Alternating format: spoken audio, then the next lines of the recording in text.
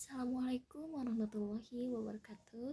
Perkenalkan, nama saya Supotuni Darul Haq Salim dengan NPM 130223023, Prodi PGPAU Fakultas Tarbiyah dan Keguruan.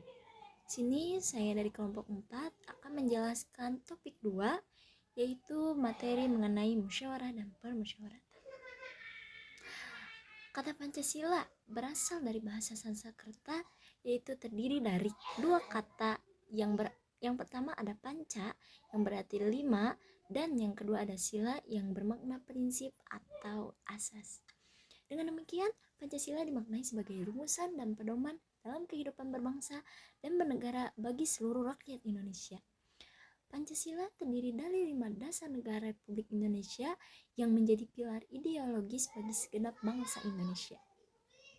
Setiap sila dalam Pancasila memiliki bulir-bulir pengalaman yang mengandung isi dan makna untuk diterapkan dalam kehidupan sehari-hari.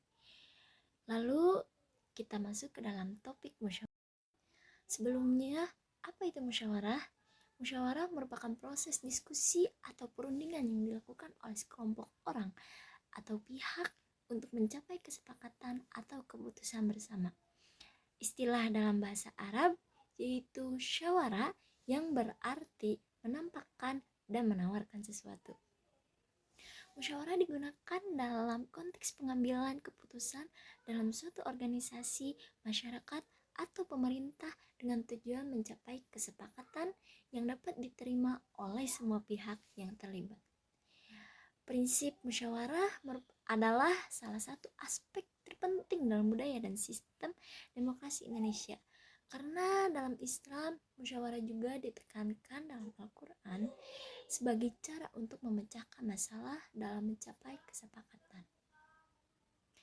Musyawarah dapat dilakukan dalam berbagai format, termasuk pertemuan formal, diskusi informal, atau bahkan melalui teknologi seperti konferensi video. Tujuan dari musyawarah yaitu mencapai kesepakatan bersama dan memastikan semua pihak terlibat memiliki kesempatan untuk berbicara dan berpartisipasi dalam pengambilan keputusan. Musyawarah adalah proses diskusi atau perundingan yang biasanya dilakukan dalam konteks termasuk dalam keputusan kelompok atau organisasi. Berikut ini beberapa bentuk musyawarah yang umum yang sering terjadi dalam kehidupan sehari-hari, yaitu yang pertama ada musyawarah keluarga, lalu musyawarah di tempat kerja, musyawarah organisasi, musyawarah politik, musyawarah adat, musyawarah agama, dan musyawarah sosial. Selanjutnya kita masuk ke dalam urgensi lembaga daerah dengan prinsip musyawarah dalam perspektif negara hukum Pancasila, yaitu sebagai berikut.